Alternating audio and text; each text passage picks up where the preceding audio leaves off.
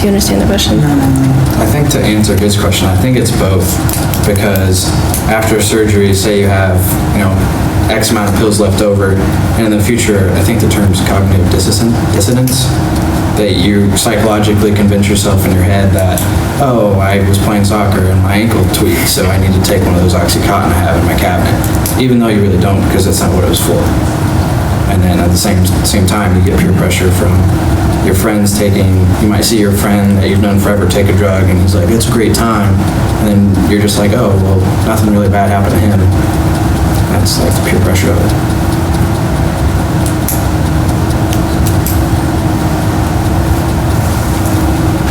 So going back to like the DARE program, I know that's personally what I went through whenever I went through, or like in elementary school. Did everyone else also go through the DARE program, or were there other names for your guys' drug program? No? Just felt the same? The police coming in and showing what was good and bad of drugs? Do you guys think that actually made an impact personally on you, or personally on like your fellow students? When I had to go through it, we had to write ourselves a letter to like our future self, basically kind of like telling us not to do drugs. And I had actually found it recently, like a year ago, so not that recently, that, telling myself, don't, Emily, or whatever, don't do drugs, like don't do it, it's so bad. And so I think that for kids, I don't know if everyone had to do that, I just remember we did. Reading that now, it's kind of seeing that innocent side of me, like kind of telling myself like, don't do it. So I think it could help in cases like that, kind of seeing how you thought of it, how bad it was as a kid and how bad it is now. And I think that can really help someone in the long run, seeing those, like yourself connect in that way. Okay. Do you guys think that like school systems and other ways of like health educators, do you think that they're actually doing a good job with the younger population explaining how the drugs are harmful to you, or just about any prescription drugs and why you should or shouldn't take them? Do you think they're doing a good job of explaining, or do you think that it could be better? I think a lot of the schools focus on marijuana use and not so much prescription drug use, which can be more severe than marijuana use. So no, So you think I think they're doing a good job. So do you think the programs need to change to more severe drugs that are being used, or do you think that they should stick with marijuana? I think they need a balance. I think they need to focus on marijuana, but they also need to show that like prescription drugs can be abused, because a lot of younger children don't understand that prescription drugs can be harmful. I would agree with that. There's a rule in our law in business, the Pareto rule, is that 20% of the problems, or 80% of the problems come from 20% of the people, or in this case, the drugs. So I don't know, you guys probably know better than I do, but like which drugs cause the most deaths, I've always heard it's prescription drugs, specifically painkillers. So in my care program, they really didn't even hit on painkillers. They hit on like marijuana and psychedelics and meth and other drugs, not as much prescription. And I think that there should be a society change to teach more about those types of drugs, because they're a bigger problem now in society than marijuana, which is now becoming legal in some states. So I know my high school, the health program focused on like marijuana and different drugs like that, but they also had guest speakers come in and talk about families who like lost a child because of like overdosing on like Oxycontin and different things like that. So I know that when I came to college, it was like, I don't want to do that because of this overdose. And so I think having life experiences like that would be helpful, because I think health programs, what you learn in health class, it's just another class. So it's like you're either going to take away what you want to take away, but having like the life experiences come in and talk about it would be more beneficial. So do you guys think that just because a person has been given a prescription, do you think that the person would think that they're safe to take it no matter what? Or do you think that they know that if they do take it past a certain amount of time, that it will be potentially harmful to them? I think at the beginning they know that it could be harmful, but then when they say get addicted to the painkillers or whatever they're taking, then they have to take it and they don't see any other option. I have a lot of friends who, if they are on like painkillers like that, their parents will keep them from them and give them the pills, especially friends who have like addiction in their family and it like runs through the generations, that their parents won't even let them take it. So I think that's like a good Why way won't to they avoid let their that. parents? Their parents Or their will parents- keep, I have had a couple friends who got like their wisdom teeth removed and their parents won't let them take the medicine because of like past history of like them or their parents or stuff like that having addiction, so they just don't even want to start with it because addiction is so common that they just don't even want to touch on it because the kids do know, because I think doctors talk about it. So do you think it's like a mistrust of like the young adult and their parents, or I guess just an adult, or do you think it's just they don't want something to come about using a regular dose of prescription drugs? I think it's just the parents like just trying to avoid the whole issue, because my friends aren't mad about it or weren't upset. They were okay with it because they didn't want to be addicted to something like that, and so they just completely take out the possibility and just give them like Tylenol or something instead of the heavy painkillers that they could easily become addicted to.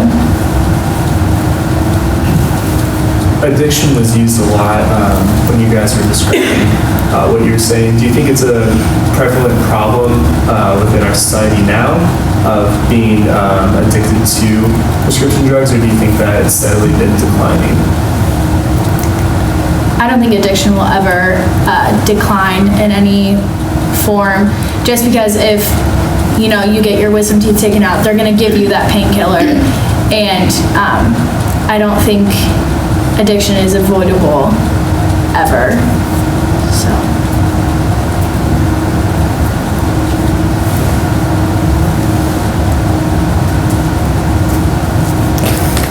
All right, well, we can just wrap it up, and if we can just go around the room, and if everyone could just say, like one thing that like might have surprised you while discussing the use of prescription drugs, or maybe just something that you didn't know that was happening on a college campus. Adam, do you want to start? Or the person in the back want to start? Well, I learned that Adderall is not the number one use of prescription drug on college campuses. Did you think that Adderall was I mean, the number one use? I was mainly only open to that type of prescription drug just because of my friends using it, but never really saw like Xanax or like, well, hydrocodone was like mainly through like past years, but it's not like recent where I would see it used on campus. It's mainly just like something like a prescription drug to just get your mind focused on something. It's like what's more common. So do you think that like hydrocodone is like a holiday drug, kind of? Like you would only take it on like special occasions? I would say so. I forgot what I took when I had my wisdom teeth taken out, but I don't think I really got into that pain medicine, even if my pain was that bad. I kind of just like took it whenever it was really necessary, but it's not likely for someone to get addicted to do that after like the first time using it. Because people would always tell me like, oh, you wouldn't get addicted to it, but I think it just really varies on the person taking the prescription drug itself. Okay, thank you. Would you like to go? Sure, I ranked OxyContin number one just because of like hearing it most throughout like news and stuff, but here at Ball State, I guess like hearing about how much Adderall is used and how like dominant it is. And I thought it was interesting hearing the group's opinion on everyone else thinking Adderall was number one just because of how common it is here and how OxyContin just kind of like slides under and isn't talked about as much in the public eye, I guess. Why do you think that it's not talked as much in the public eye? I think just Adderall is talked about so much more because we're all students, so everyone's just like talking about academics, and it's like common ground, and people don't talk, I don't know, about other things. Okay. I thought Ambien would be more popular, but it wasn't as popular as others. So, because I know two people who are like really addicted to it. So, Are they college students or? I know one's actually my dad, and then one's my best friend's mom. So they're like very bad addicted. It causes a lot of issues. They like eat stuff. They don't remember anything. So, but they take it for sleeping. But it's just like addiction now. So they both take it for just sleeping? Yeah, it's like use? insomnia because my best friend's mom works at night, so she took it for that. But now it's like she takes it all the time, and then my dad. Do you think that they use the prescription drug as, like it's prescribed to them, or do you think that they abuse it? I think they abuse it. They abuse it? Yeah. Okay. At first it started off that way, and now it's like definitely. Do you think because of their addiction, or because that they've just used it so much, that there is now, like, abuse? Yeah. Okay. But are they getting the prescription illegally? Not my dad, but her mom is. She like has lost 2 jobs because of it, because she worked at a hospital. And she lost both those jobs because she stole. So, Yeah. it's pretty bad. That's serious. Yeah. Well, I don't think I would have been surprised if Adderall was like number 1 or number 2 or number 3, but seeing it as number 4 surprised me just because I have seen it abused so much on campus. Is it the same kind of people that you're around that are abusing it, or is it the entire, general public or population of like college campus I mean, using even when I'm at the Adderall? library, I'll overhear people saying like, oh, I had to take an Adderall because I have a test tomorrow. So not even people that I know, I hear. Do you think possibly those people have a prescription and might just use it I on think like some whenever of they them- need I think it? some of them do, but I've also heard of people like my friend gave me this Adderall. Oh, okay. So like illegally buying it and then abusing it because they're not taking like the recommended dose, or? Or they're not even supposed to be taking it at all. Okay. I think I never really thought about it as the DARE program, that they never really touch on prescription pills, and they only touch on just like other types of drugs.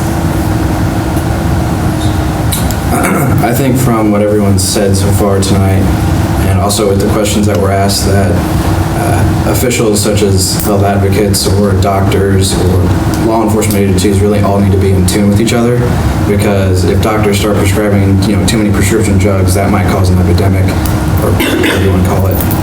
And the health advocates really need to stay on top of what society is kind of picking up, because I think a lot of these addictions come with society's trends of whether or not they're acceptable. And then law enforcement also needs to be in tune, because maybe there's a new ring or something that came in. I know in southern Indiana there's a heroin problem that just popped up. So that's not a prescription drug, but at the same time they need to be on top of that so they can eliminate those problems. But Do you think Adderall is now so prevalent because, sorry, because physicians and doctors are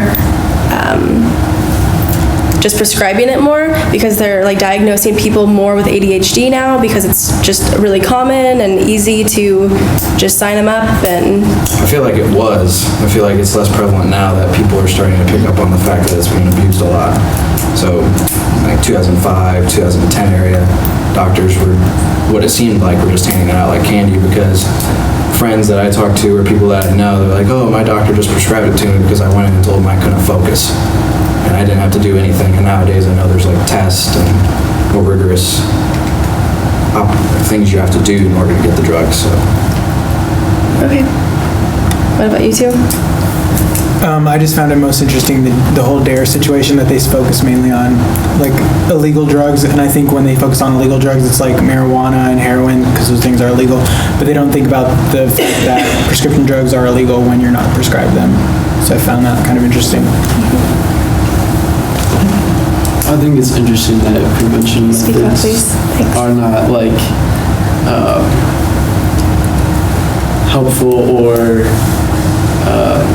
very impactful to people unless it's a personal relationship with someone or something along those lines. Like, there's really no good place or time to advertise or like just prevent the community from these prescription drugs. Okay. Are there any more thoughts or opinions on like what we've touched base tonight, or? All right, well, we appreciate everyone for coming and sharing their own opinions. Everything that you guys have said tonight we'll be using in our research. We put the video camera in the back so your faces won't be in it. We'll be, watching this and learning from like what you guys said and like what you guys know about the use of prescription drugs on college campus. So all your responses will be confidential. We only have to have this list of names because we have to make sure that our professor knows that there was a certain amount of people here. So your names won't be used in our research. And the end goal of our research is actually just to possibly find or like implement a program plan to maybe stop or slow down the illegal use of prescription drugs. So if there's no more comments or anything, no? Well, thank you guys for coming. We really appreciate it. Is it off?